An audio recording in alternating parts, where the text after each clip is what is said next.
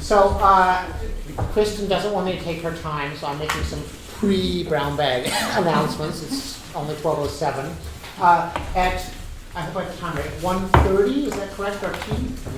Okay. We're having a tea immediately, almost immediately following this, where we hope that Amel Haradi will be leading a nice cake and tea discussion of writing dissertations and raising children at the same time.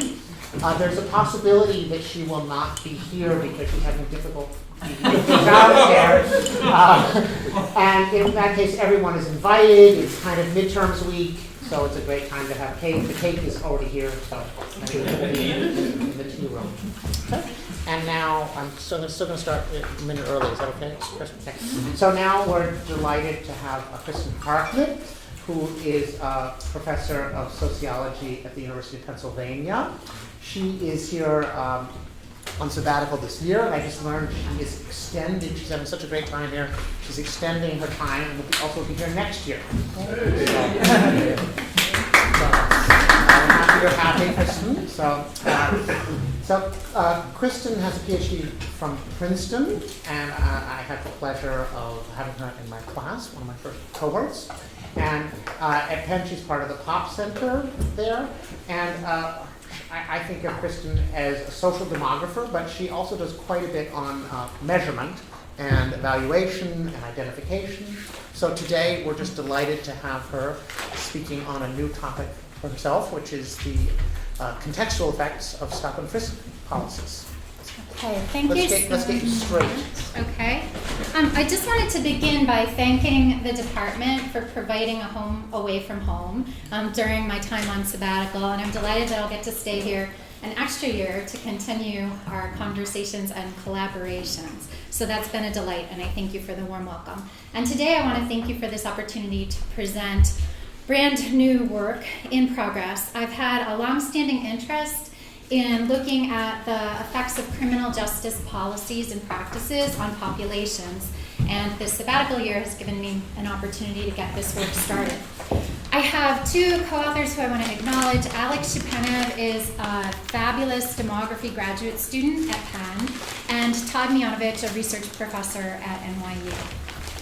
I know I don't have to tell this group that interruptions are welcome. Don't be shy. Please let me know if anything's unclear along the way. I'm happy to be interrupted. For those of you not familiar, stop, question, and frisk is a widespread and controversial policing practice in which a police officer can stop a pedestrian if that officer reasonably suspects that that person has recently committed a crime or is about to commit a crime. And I've highlighted here reasonable suspicion. A landmark Supreme Court ruling in 1968 gave the police very wide latitude in stopping somebody. What constitutes reasonable suspicion really can be almost anything. And so this combination of wide legal latitude in the permissibility of stops, along with New York City mayors and police commissioners who are quite bullish about this approach and to proactive policing, meant that in New York City, 5 million stops took place between 2003 and 2013 in a city of 8 million residents. So quite widespread. We're interested in whether this widespread policing approach had effects that we can detect on the health. And when I say health, we're mostly focusing on mental health of city residents. So why do we think this is an important question? On the one hand, this is a massive social intervention, a massive police intervention into communities, taking place not only in New York City, but many other major cities. So we don't have great data everywhere. New York is unusual in the quality of data that's publicly available, but I've seen the suggestion that LA, Chicago, Baltimore, Newark, Philadelphia have comparable rates of stopping pedestrians. Yet we know very little about how these stops, how this massive intervention affects populations. And there are two possibilities here. So the critics of this policing approach would say that this is intrusive, this is traumatic, this is a form of police harassment. So by that logic, we could expect this approach to have harmful effects on the mental health of residents. On the other hand, proponents of this approach would say this is a form of proactive policing. We're reducing crime, we're reducing neighborhood disorder, we're making people feel safer and calmer and happier. We might expect positive effects on community mental health. And it turns out that we find some of each. So African Americans are disproportionately stopped. I'll show statistics on that. And African American residents, for African American residents of New York City, stop rates are associated with declines in several dimensions of mental health. At the same time, for New York City residents overall, stop rates are associated with some improvement in mental health. And so for the rest of the talk, I'm going to explain why these opposing effects are not all that surprising and how we arrived at these findings. I want to give a very brief historical background to New York City policing approaches. So starting in the 1990s, Rudy Giuliani and his police commissioner, William Bratton, adopted a policing approach that followed the broken windows philosophy. And the idea here, broken windows are a metaphor for neighborhood disorder. And the idea is that if police are very proactive and very aggressive in pursuing quality of life type crimes like breaking windows or graffiti or panhandling, then that will have salubrious effects on communities through a couple of mechanisms. It will reduce neighborhood disorder and make everybody feel calmer and safer. And it may actually, hopefully, inhibit crime as well. If you're in a neighborhood that's looking very tidy, there's a social control mechanism where you might feel more inhibited about breaking a window in that neighborhood or doing something else that might be criminal activity. But by the end of the so part of this approach to policing involved stopping pedestrians and questioning them and frisking them. And by the end of the 1990s, there were some concerns that there was a racial bias in this approach, that African Americans in particular, and to a lesser extent Hispanics, were being racially profiled and stopped at a disproportionate rate. So there was an investigation into this, and there was a lawsuit that settled in 2003. A stipulation of that lawsuit settlement was that the New York Police Department had to make data on stops and frisks and arrests publicly available. And so those are the data that we're relying on in our research. In the ensuing years, between 2003 and 2013, that was a period of rapid expansion in the use of stop, question, and frisk. And that was because Mayor Michael Bloomberg and his police commissioner, Ray Kelly, felt that this was a very effective, proactive policing approach. And so they did it more and more. One thing that I want to mention, and I'll come back to at the very end, is that this isn't all that's going on in the police department. At the same time, in this period, the CompStat system, which stands for complaint statistics, is heavily relied upon. And this is a system where there's very careful statistical analysis of where the hot spots are and where the police department should strategically deploy their resources. And so there's hotspot policing, there's statistical analysis, and stop, question, and frisk going on. We're going to be focusing on the stops in particular. Just to give you, to get you up to date on the history here, in 2013, another lawsuit was settled, a class action lawsuit, and stop, question, and frisk, as it was practiced in New York over the period we're studying, was ruled unconstitutional. It was ruled a violation of the Fourth Amendment, which protects against unreasonable search and seizure, and a violation of the 14th Amendment of equal protection under the law because of the disproportionate targeting of minorities. So interestingly, when this settlement was made public, Bloomberg and Kelly still adamantly defended this approach. And they said, stop and frisk saves lives. It gets guns off the street. It would be a huge mistake to discontinue it. And they also made statements really turning the objections on their head and saying minority communities are the ones that stand to gain the most, because those are the communities that are harmed the most by crime. And so we can kind of keep that rhetoric in mind as we review the actual evidence. In 2014, Bill de Blasio was elected mayor, began his term as mayor. He dropped the appeal. And since then, starting in 2013, we've seen a rapid reduction in the reliance on this approach to policing.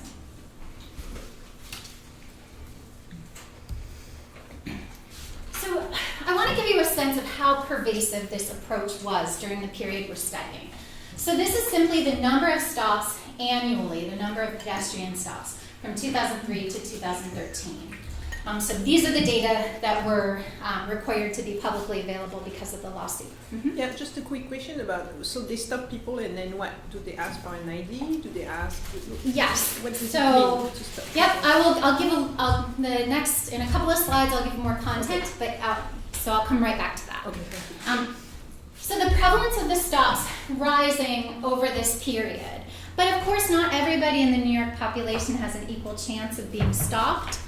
So we can see that the impact of this is quite great for certain demographic subgroups. So I just did some crude calculations of the ratio of stops to the population in New York City. And so men are stopped far more often than women. So if we just do a ratio of, for every 100 men living in New York, there are 16 men stopped in the peak year, 2011. This is just 1 year. For every 100 black men living in New York, there are 33 black men stopped and questioned by the police.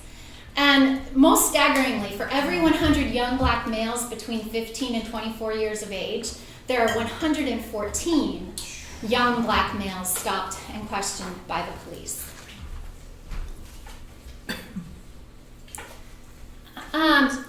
So the police are required, each time they stop and question a pedestrian, to fill out a form, which I'll show you later. Part of that form, there's a checkbox where they have to say, what is the reason why you stopped this person? And this is just a tabulation. I mentioned there were almost 5 million stops over the period from 2003 to 2013. If we just look at why the police said that they stopped a pedestrian, this is supposed to be why they had reasonable suspicion that a crime had been committed or would soon be committed. The reasons you can see are very broad and very vague. So the most common one is furtive movements. The next is casing a victim or a location. The third is simply other, a catch-all category. So you can see there can be almost any reason or no reason for stopping and questioning a pedestrian. So to get back to the question about what actually goes on when the police stop a pedestrian, at a minimum, 5 million times from 2003 to 2013, the police approach a pedestrian on the street, ask them for identification, a driver's license, ask them for their name, what they're doing. If that questioning doesn't satisfy the police's suspicion, then in 52% of stops, the police go on to physically frisk the pedestrian. So that's roughly 2.5 million times over this period. The police are frisking, searching for weapons or contraband. So with that level of frisking, it's perhaps surprising that when we look at the yield from the stops, it's incredibly, to my mind, incredibly low. So in 0.2% of stops, a gun or firearm is found. Do those percentages change over time? Not very much. So interestingly, as they're searching more and more people, the yields don't go down. It's kind of a steady yield for the most part. In 1.8% of stops, they find some kind of contraband, which I'm assuming is usually drugs. 6% of stops result in an arrest, and 6% a summons is issued, usually for some kind of quality life crime like public urination or drinking in public, spitting, those kinds of things. But in almost 88% of stops, there's no tangible yield if we define the yield in these terms. And so critics of this approach would say, but there may be effects, there may be collateral damage here, trauma, distrust of the police, a reduction in police legitimacy in communities. But advocates of this approach would say there could be positive effects nevertheless, if this is deterring crime. Because people know you're a really high risk of being stopped and frisked if you're standing around. Maybe people are not carrying weapons or drugs as much as they otherwise would be in the counterfactual world where there wasn't this high level of stopping. What would you consider to be a high yield for arrests made? Well, I mean, that's a subjective question, but I think if we cast this against the backdrop of there should be reasonable suspicion that a crime has been committed or is in the process of being committed, this seems low to me if that reasonable suspicion standard is truly being met. Dan? Do you know what tier the arrests are for infractions that occur because of the stop, like failure to present ID or resisting arrest? I think it's a great question because I do think anecdotally there's evidence that the stop itself is a trigger for criminal activity resisting arrest. But it's hard to tabulate that information. It's a narrative field for 5 million, or for the 6% of 5 million. So that's hard to tabulate, but I think it's a great question. Well, I mean, in the Ferguson context, it's just because everybody has a warrant out for them, so you stop them and, Right. and you can make an arrest. Right. Yeah, there's that as well. Is that 5 million individuals or can it be groups? No, it's not 5 million. Well, you could be repeated. You could be in that count of 5 million Yeah. No, I 50 meant- times a year. Yeah, I meant a group of people as opposed to a single individual. It would be for each individual you stopped and questioned. So if you were, I think in principle, you should file a form for each person you questioned. Okay, any other questions? Are there, Do you have information on the location of what these, and have you figured that in? Well, in our analysis, we're going to use location because we're going to look at the intensity of stops in your neighborhood over time as a predictor of mental health. Josh. what are the incentives for the police to do this, and what is the incentive for them to fill out the form or not fill out the form? So the incentive is that this is a practice that the police department is pushing. That those in charge, those looking at the CompStat statistics are saying there's a lot of pressure on the police officers, and I don't want to say too much because I have a lot of material to get through, but anecdotally, there were a lot of abuses where there were quotas and people were demoted if they weren't stopping enough people. So the suggestion is that there were problematic pressures to get high numbers of stops because this was really believed in by Bloomberg and Kelly. Okay, so moving along. So Bloomberg and Kelly, they have strong rhetoric about how this gets guns off the street and saves lives. But we have surprisingly little evidence that stop, question, and frisk, which I'm abbreviating SQF, actually reduced crime. So these are just my tabulations to give you the broad landscape. So these are crimes, thefts over here, violent crimes over here, annually from 2000 onward. And these are just raw numbers, and you can see crime had been declining in New York throughout the 90s, continued to decline in the 2000s, but then plateaus at some point. And the plateau, the red dots here represent the number of stops. So you can see crime rates stop going down, they plateau, but stop, question, and frisk rates are going up. And these are just time trends. But a recent paper in Justice Quarterly in 2014 did a more rigorous analysis at the precinct level of stops and crime and found very little evidence that stop, question, and frisk reduced crime in their statistical analysis. So their conclusion here is if it did reduce crime, the effects were so localized and dissipate so rapidly that they don't really register in our annual crime rates.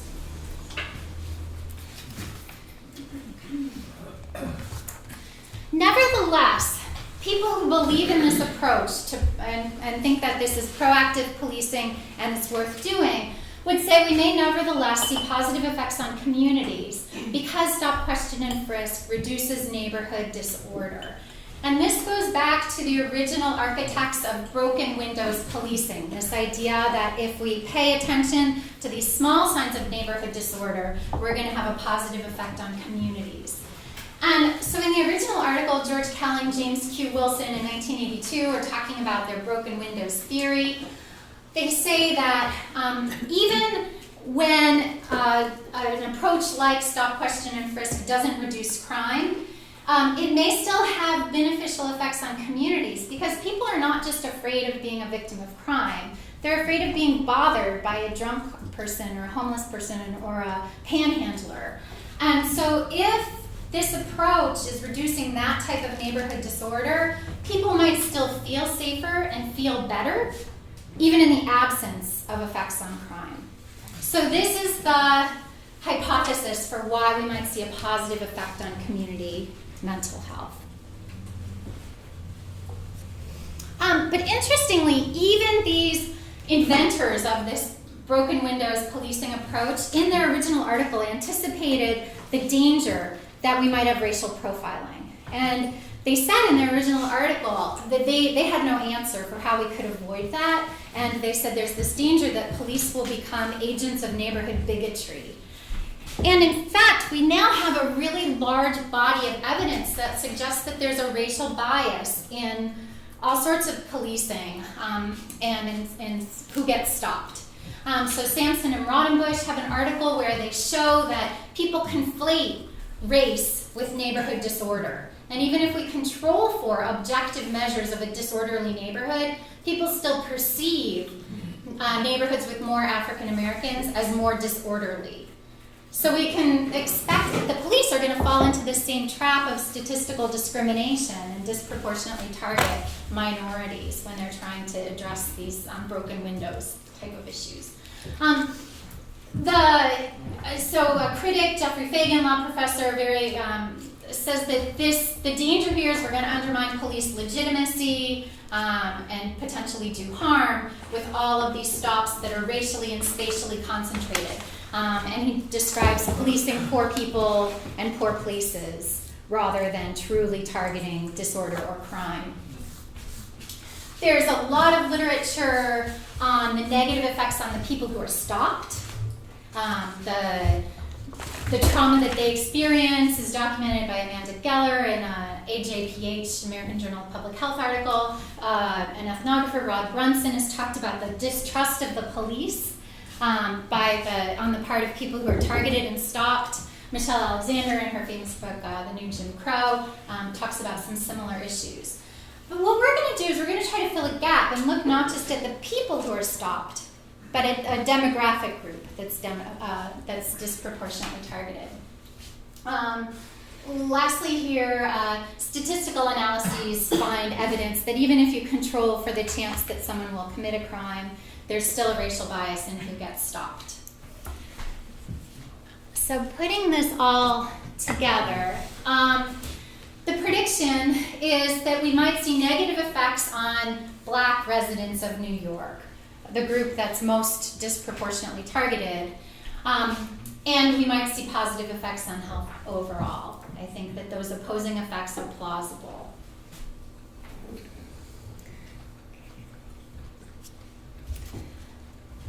So we rely on a few different data sources to conduct the analysis to test the effects that stop rates in neighborhoods had on mental health of residents. So our stop data come from NYPD administrative records on those 5 million stops. Our outcome data come from a community health survey, which I'll describe. We also draw on crime data, which we control for in our analysis. We convert stops and crime to rates using census for our population denominators. And then we have to do some manipulation to get the data sources to line up, mapping precincts onto neighborhoods. Kristen, Yeah? is the crime data arrests or stops, or is it reports of crime? The crime data, it's the reports of crime. So even if they don't, it's not. So I've got a slide on crime data, and in the interest of time, I'll just go on. But the crime data is problematic, so that's something I'll talk about at the end. So each time a pedestrian is stopped, the police officer has to fill out a UF-250 form. And this includes the date and location of the stop, the reason for the stop, the demographic characteristics of who was stopped, their race, their age, their sex, and then whether force was used, an arrest issued, an arrest made, a summons issued, whether the person was frisked. So detailed information on each and every stop. In our analysis, we take that detailed information on almost 5 million stops and we aggregate it in order to construct a measure at the neighborhood level of intensity of pedestrian stops. So we aggregate those stops up to the precinct and the calendar month. So we've got variation across place and over time. And then we get this to map onto New York City neighborhoods in order to line up with our next data source, and then divide by the neighborhood population. So we're looking at a rate of stop in your neighborhood each month over a 10-year period. And the key predictor that I'll talk about is the average stop rate over the past years. Over the past 12 months, over the past year. Could you say a word about the denominator? Yeah. What do you want to get at? You want to get at how many people are at risk of getting stopped? Or do you want to get at how many people are exposed to the crime in the neighborhood? I mean, Midtown Manhattan, there are a lot of people walking around. Not many people live there. 125th Street, not many people live there. Lots of people walking around. Yeah, so I'm open to suggestions on doing it a different way, but neighborhoods are very differently sized. So I wanted to just adjust for the population size of the neighborhood, while recognizing that in a lot of neighborhoods, that's not really, there's no way to get the true denominator of who's in a neighborhood over time. So I just didn't really have a better idea. Do you have the addresses of the people stopped? So you know if people are stopped in their own neighborhoods or neighborhoods? I don't think that I have access to, I think I have more fine-grained geography on where the stop occurred, but I doubt that I have the address of the person stopped. That would be sensitive information.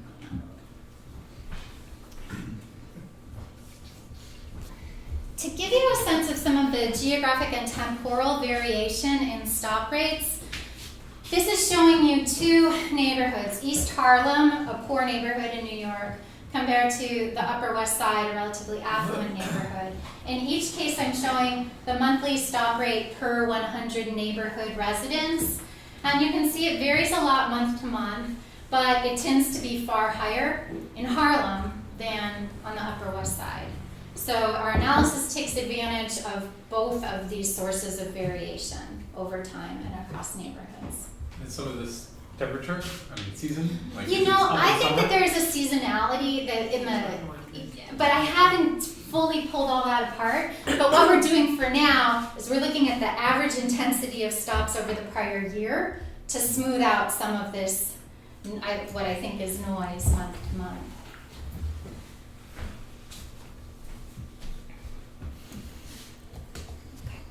So that's the stop data that we're using as our key predictor. Now turning to where outcome data come from. So in New York City, there's a community health survey that's a repeat cross-sectional survey done annually starting in 2002. We're going to use the survey responses starting in 2004 because we're going to need stop rates in 2003 to predict outcomes in 2004.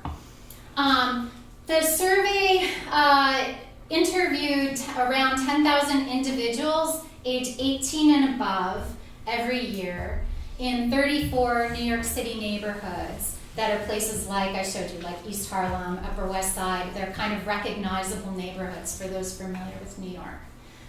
With survey weights, this survey is representative of the New York population, 18 and up, and we merge this micro data with the aggregate stop rates by calendar month and by neighborhood. Is there a calendar month for the interview? Yes, I have calendar month for the interview too. But each person's just interviewed one time. I don't have longitudinal data.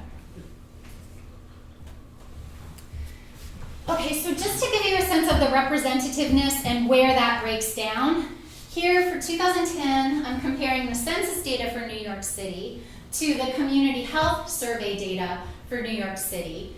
And it's broadly representative when it comes to sex and race, but not so much when it comes to age distribution, because they only survey people 18 and above. So I'm underrepresenting this category. And that's important because when we juxtapose this against who gets stopped, this is the group that gets stopped the most. So this is just out of in 2010, 600,000 people were stopped. And it's not actually people, 600,000 stops were conducted. In those stops, almost half were in this age group that's underrepresented. So I'm pointing this out, and I'll come back to it at the end, because any negative effects of stopping people this much may be underestimated because I'm missing this group that stopped the most. And then the other things circled here, you can see the disproportionate rate at which Black New Yorkers are stopped. So Blacks are 46% of stops, but only a quarter of the population. And then you can see it's just almost all men. 92% of the stops are men. So are you going to show us analysis of men and women, or? So my logic, I'm focusing on Black New Yorkers first. And my logic was that men and women are sort of attached to each other, and young people and old people are kind of attached to each other. So if men are being stopped a lot, there are women in their lives who are going to have some spillover effects too. Black New Yorkers tend to be more segregated. New York is a very segregated city. So if there's a disproportionate impact on your race group, I'm expecting that to be, the social network effects of that, to be more concentrated among Blacks. It's not like men are a community separate from women, or young people are a community separate from older people. So that's why for now, what I'm leading with or focusing on is Black versus everyone else. Okay. So the dependent variables that we look at include 6 measures of mental health that are self-reported. So in the survey, respondents are asked over the past 30 days, how often did you feel depressed? How often did you feel nervous, restless, hopeless, that everything was an effort, or how often did you feel worthless? They answered on a scale of 1 to 5, where 5 is all of the time. And so in everything I'll present, higher values mean worse health. In the survey, respondents were also asked the standard self-rated health question. In general, was your health excellent, very good, good, fair, or poor? With responses from 1 to 5, 5 is poor. So again, higher values, worse health. This is just the raw means year by year on mental and physical health for the survey respondents. The mental health questions were asked most years, but not in 2004, 7, or 11. So there are some gaps. And so I'm just analyzing the data that we have. There are some secular trends, and there's one discontinuity. The sampling frame for the community health survey, it was a telephone survey, but starting in 2009, they included cell phones in their sampling frame. So that shows up where you can see the level shift a little bit in 2009 on some of the outcomes. To adjust for that and other changes over time, all of the analyses include a year fixed effect. Okay. Any questions?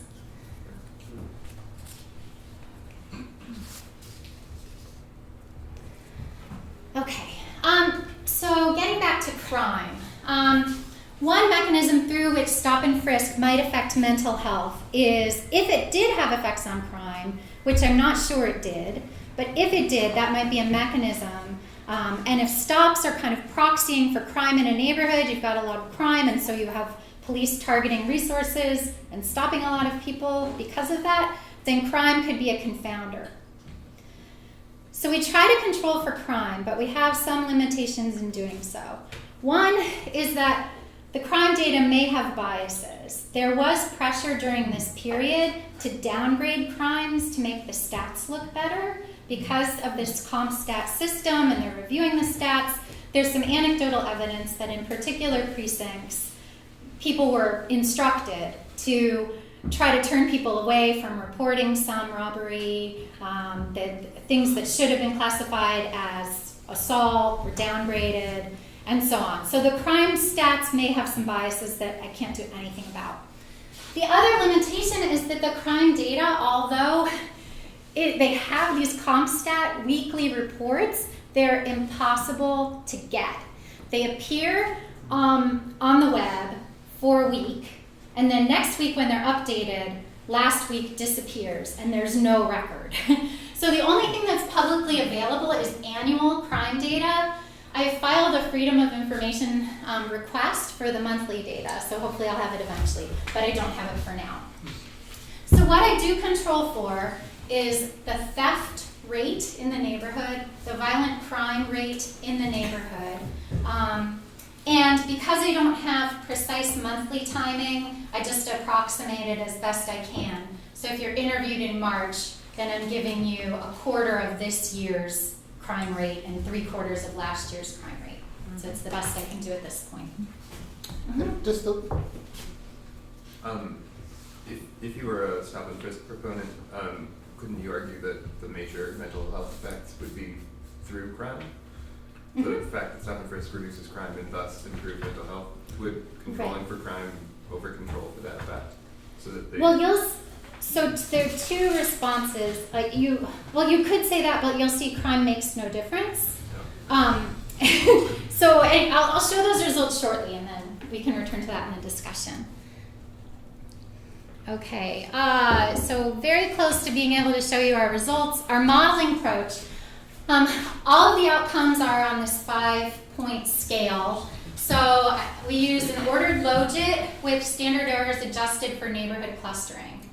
The main results that I'll start with, health, mental health or physical health, for person I in neighborhood N in month M, is modeled as a function of the stop rate in neighborhood N last year, plus a fixed effect for your neighborhood, so controlling for the fact that Harlem's always poorer and has more crime than the Upper West Side, so controlling for fixed characteristics of neighborhoods, a fixed effective year, which I'm hoping will take care of a change in the sampling frame to include cell phones in 2009. I'm also hoping that will take care of any tweaks to the stop, question, and frisk approach. I think at some points there was some training and some attempt to rein in the worst excesses of stop, question, and frisk. And so the year fixed effects are in there and hopefully helping with that. And then all the models control for a series of individual level controls listed here: sex, race, age, marital status, kids, education, employment. Mm-hmm. I'm wondering, there's this massive gentrification that happens over this time period in the city. Is that in some way accounted for by these variables, or? Well, citywide gentrification is accounted for by the year fixed effect. Right. Changes, so time varying characteristics of neighborhoods are not yet controlled for. Right. So that's one of our next steps, Okay. is to try to bring in those controls, but I don't have that today. so the variation is really between neighborhoods that you're picking out most of it. Over time. So within a neighborhood, I've got a different stop rate every month. So there's a lot of temporal variation. Are you going to fit neighborhood fixed effects models where it's only capturing the variation over time? These models all have neighborhood fixed effects. Not characteristics, but there's actually a fixed effect for the neighborhood. Yes. Okay. Yes. Okay, so that's the first set of results I'll present. Then in the second set of results, I add in a control for theft and violent crime rates in your neighborhood last year. And then the third set of results is a falsification test. So I take out stop rates from last year, put in stop rates from next year, and I hope that stop rates from next year are not going to predict today's mental health. So what I'm going to present first are ordered logic coefficients on the stop rate from these models. Then, to help you interpret the magnitude of the relationships, predicted values for each health outcome at the 5th percentile of stop rates. So you can think of this as roughly equivalent to the intensity of stops before the big ramp up or after it went way back down in 2013. And I'm going to compare mental health under those conditions to mental and physical health at the 95th percentile of stop rates, which you can think of as 2011, the peak. I'm going to show results first for the black subsample. If there are negative effects, I'm expecting them to be concentrated among African American New Yorkers who were disproportionately targeted. Then I'll turn to the results for all New Yorkers.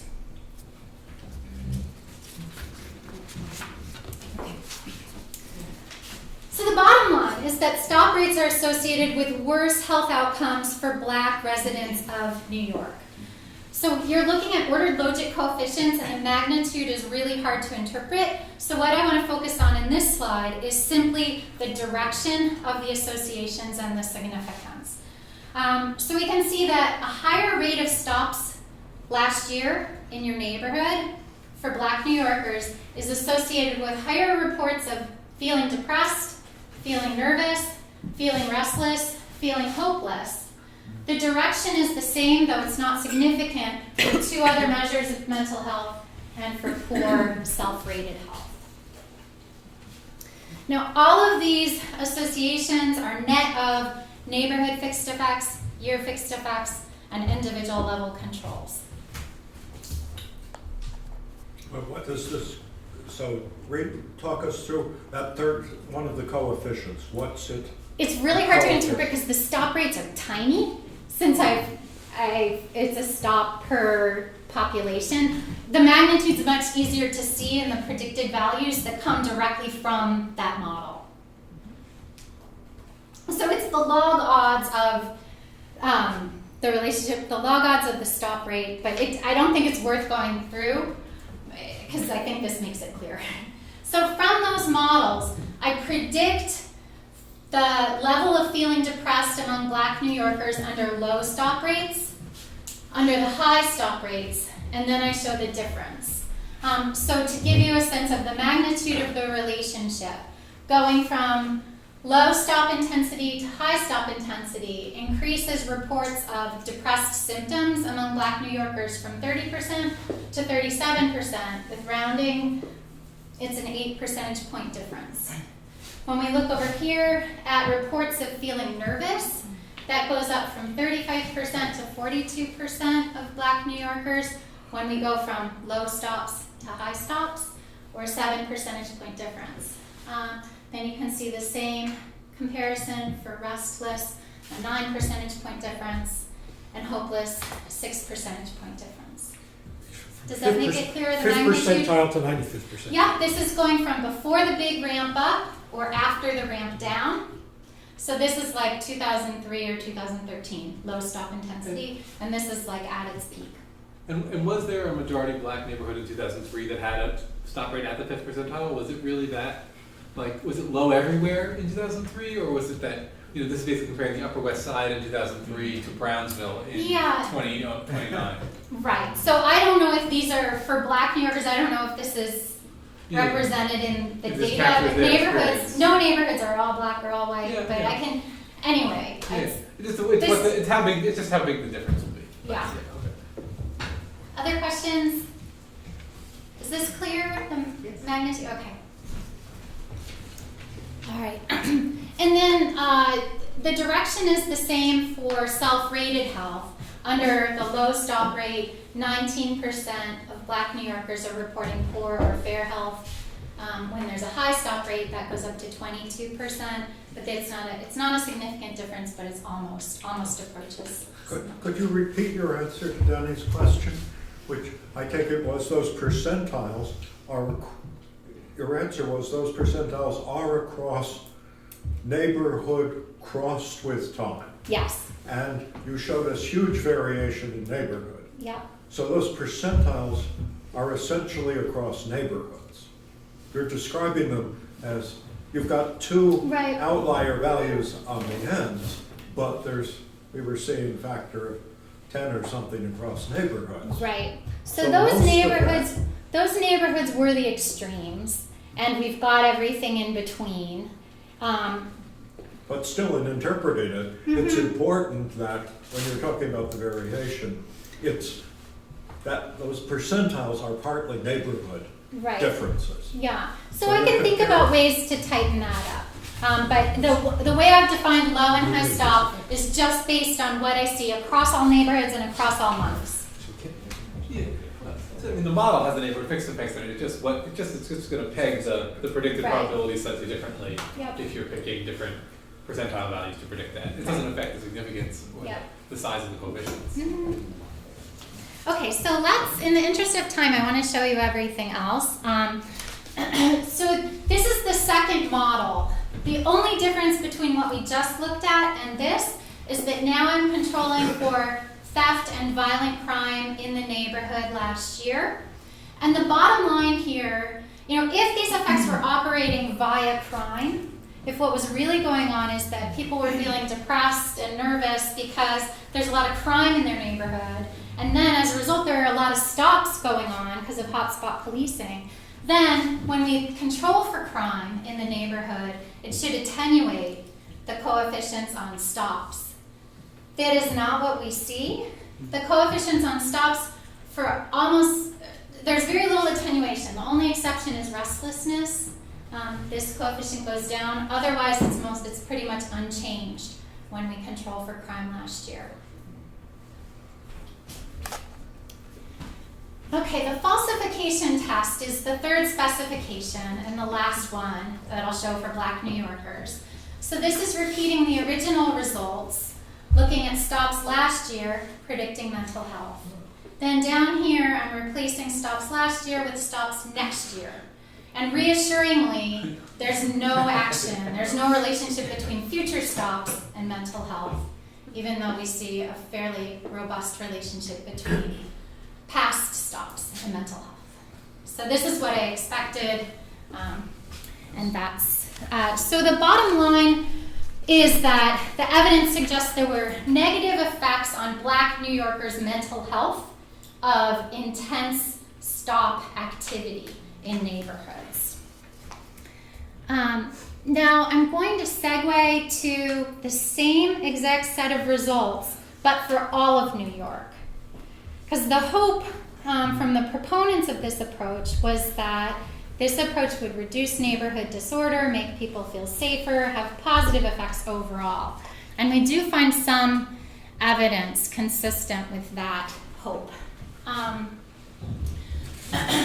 So here, the difference is that rather than looking at Black New Yorkers, this is looking at all New Yorkers. And right away, you see all the signs flip from positive to negative. The one significant association is that more stops in your neighborhood last year are associated with lower reports of depression. Now, these effects aren't quite as widespread and not quite as large in magnitude as the negative effects for Blacks that we just saw, but this displays the magnitude of those relationships. So going from a low stop rate to a high stop rate reduces reports of depressed symptoms by 5 percentage points for the population as a whole in New York. So obviously, if you took the African Americans out of this sample, Yeah. are you going to tell us what that is? Yeah, I've got that slide at the very end. And so since Black New Yorkers are averaged in, that mutes these effects a little bit. And I thought about looking at non-Blacks, but I thought the question that we're really interested in, is this making the city overall feel safer and better? And so then I thought, we're not really interested in, can we make non-Black New Yorkers feel safer and better? So that's why I chose to present it this way, but as you'd expect, the effects are a little larger, and there are I think two are significant, rather than just one when we take out Black New Yorkers. Okay, I'm running quite short on time, and there's not a lot more to the story of the results. When I control for crime in the neighborhood last year, the relationship between stops and mental health is the same. So crime doesn't really do anything in these models. The falsification test is reassuring again. We don't see any significant relationships between next year's stops and the outcomes, just like we would hope. And so I think I'm going to, so just to say a few more things to wrap up. I want to talk about some of the limits and cautions, and then hopefully leave a few minutes for questions at the end. Yeah, we have about 2 minutes. 2 minutes? Okay. So obviously these are observational data, and I can't eliminate the possibility that omitted variables are driving some of these relationships. And one important example of this is that stop, question, and frisk is bound up with other policing strategies like CompStat and hotspot policing. So I think that's a tricky empirical challenge here, teasing out what's truly the effect of the stop from what's the effect of strategic targeting of resources to hotspots. So that's tricky, but I don't have a lot of time, so I won't say more. I mentioned the community health survey underrepresents those at the biggest risk of being stopped and frisked, young people. And so to the extent that I showed negative effects, I'm thinking those are underestimates because I'm not capturing a lot of the age group that was targeted. Okay, so stop, question, and frisk policing, pervasive, low yield. We don't know if it affected crime, and it was ruled unconstitutional. So it's going away in New York, or it's going way down. What we find so far is negative effects on African American New Yorkers that I think are likely underestimates, and some positive effects on New Yorkers overall. And so I think this raises a really important and really tricky question. Is quality of life policing a zero-sum game? Do we have to harm one group to sort of benefit the other group?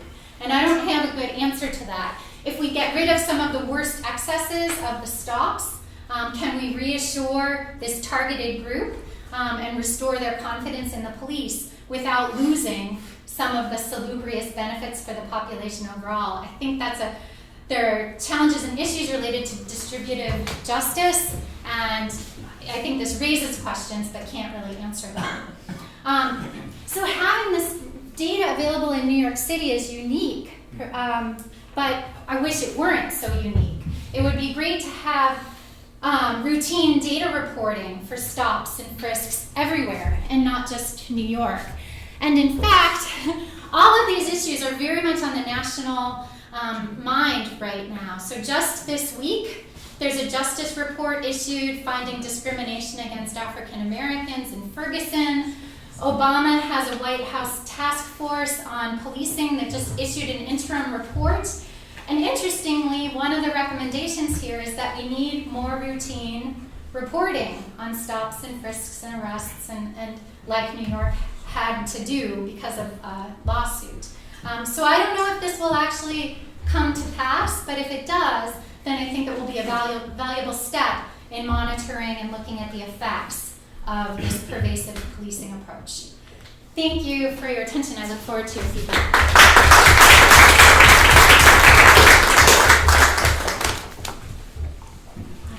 So a lot of interesting things here. So let me just pick up one, which is the spatial issue. Mm-hmm. So these neighborhood lines are artificial, and there's a lot of sort of spillover of everything, policing, of crime, and so forth. Mm-hmm. So have you looked at some kind of spatial analysis?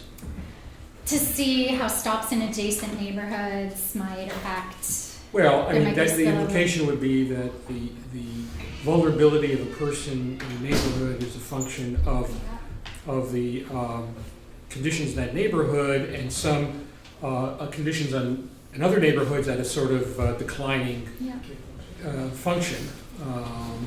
And New York is a particularly interesting place for this because it's so highly dense. Yes. So, you know, the crime, some of these, you can imagine stop and frisks are people who don't look like they belong in the neighborhood, for example. And the other side of the spatial question, which it goes in the other direction, which is that these 34 neighborhoods in New York is still, what's the average size of the neighborhood population? It's got to be, whatever, 8 million divided by 3. Right. And so, in the best of all possible worlds, we disaggregate it to, blocks, or, block groups, something like that. Yeah, no, I think that those are really good points.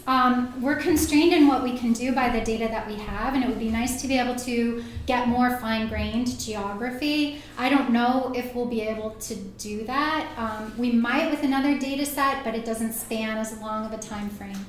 So on that, we're constrained. We're not so constrained in looking spatially at adjacent neighborhoods. This is not something we've done yet, but I think that could be useful. But the last thing I'll say is that although these are large geographies and New York is dense, they do have distinct identities and distinct subway stops, and so I think there is some cohesiveness, and it's not completely arbitrary how those neighborhood boundaries are drawn. The police precincts, I feel like, are a little more arbitrary, but we map it onto these 34 neighborhoods that I do feel like have some cohesion to them.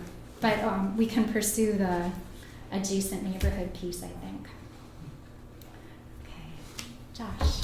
So I was wondering if you had looked at the kind of stops that had been in the neighborhood. In other words, you kind of have, because you have the explanation for each stop, you can kind of say ones that were lots of others, or versus lots of carrying weapons. I mean, or a lot of unarrests versus arrests. Can you do that and find out whether it's the harassment that leads to poor mental health?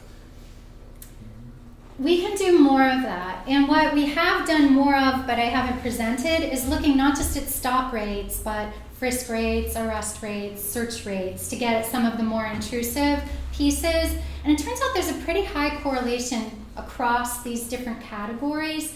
And so when I produce the results in the bar charts, they kind of look more or less the same if you're going from high to low stops or you're going from high to low frisks. But I think that there is an opportunity to do a little bit more pulling apart. The thing that we haven't done is to look at reasons. And there are some details that we haven't mined yet from the administrative data. My other question was about so you have the stop data, which sounds like it's pretty good. The mental health data, I just can't believe that that non-response isn't a huge issue here, and that variable non-response over time, and that variable non-response connected to how you're feeling about your neighborhood and what your race is. I mean, my guess is that the response rate on this is 10% or 15% on this. No. You call people up and they answer. Oh, on the survey, the whole survey overall. Yeah. The response rates, it's a telephone survey, so it's not like an in-person survey. But they're not terrible for a telephone survey. It's like 40% or something like 40% that. of people called up answer on the spot a mental health? Well, it's the response rate for reaching somebody. You've called and. But there isn't a lot of item non-response. So once you get somebody to respond, you get the answer. But yeah, I mean, it's a telephone survey. You don't reach everybody. Telephone surveys don't have great response rates overall. So I haven't fully thought through how that might influence the bottom line here, because you've got the same kind of problem all over. But I'll have to think through whether there's any differential bias that would correlate with what we're interested in. My, I guess, theoretical expectation would be that people's cooperation with the survey is going to be linked to their feeling about authority, whether authority is helping them or hurting them. It's going to be very... Right. And actually, I forgot, but I did worry about the policing affecting response rates. And so I did actually a while ago do an analysis of how stop rates in your neighborhood correlated with the characteristics of respondents year to year. And I really couldn't find any patterning. I was worried that you'd see a decline in African American respondents or a decline in low educated respondents, but I really didn't see any evidence of that over time. Dan? So I thought when Claude asked a question about if you had just focused on white respondents, would you have seen large effects? And you said Yeah. yes, but I'm interested in the effects in the overall city. Right. And that seems like a good question from maybe a policy perspective. I wonder if there's another angle on it, which is to say, can you use this to sort of, given that we know the stops are concentrated on young black men, can we use this evidence to think about who's connected and cares about that subpopulation, sort of how far do the collateral consequences of stop and frisk extend by doing, but maybe you don't have the sample size to do old whites or, young female African American, or, I mean, is there that sort of a decay function of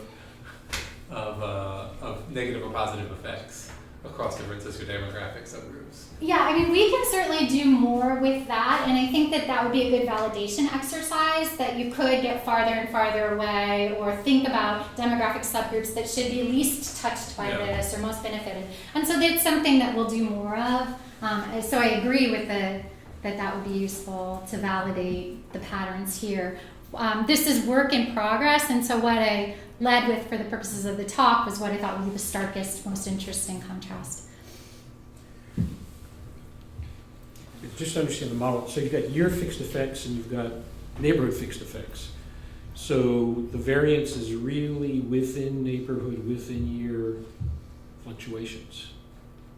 There's the gross things that happen, like the tripling or whatever it was of the arrest rates over time. It's controlled out of the model. It appears in year fixed effects, the up and the down. Yeah. And those great neighborhood differences are also ruled out. So one way to interpret it is this is within neighborhood, within year, month-to-month fluctuations. I think that's right, yeah. All the more amazing So in effect. between year within a neighborhood. Yeah. The year effects are, you have 1 year effect for all places. Right, you're right. Right, right. You're right. It's not year by neighborhood fixed effects. But Right. you're smoothing over a whole year Right. to get rid of seasonal effects. So what is? But there's still monthly variation because we have people interviewed January through December. So for someone interviewed in January, last year's stop rate is the last calendar year. For someone interviewed in December, last year's stop rate doesn't overlap. So do you have a seasonality control? No, I haven't. Sounds like you might want to have one. Yeah.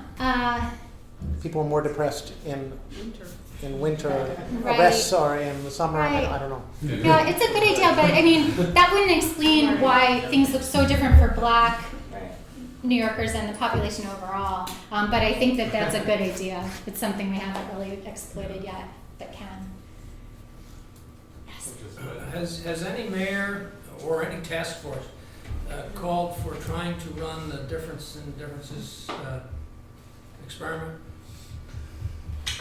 I'm not sure what you mean. Take So- two otherwise comparable neighborhoods and push one and don't push the other? I don't think there's that kind of coordination. I don't think a city would volunteer. I don't know. I think researchers might be interested in setting that up, but mayors and police commissioners wouldn't have much incentive to do that because it's not going to seem like you're serving the interests of your city. No, but there is a natural experiment in the fact that if you rule in constitutional. Oh, sure. Yeah. No, absolutely. And I think that's why if this kind of data was routinely reported or required to be reported everywhere, it would be very useful because some cities have some parts of the New York City bundle but not others, and so then you'd be able to begin to tease apart the different pieces. But here, New York does provide that time discontinuity with the unconstitutional ruling. Great. Thank Okay, you so much. Thank you so much.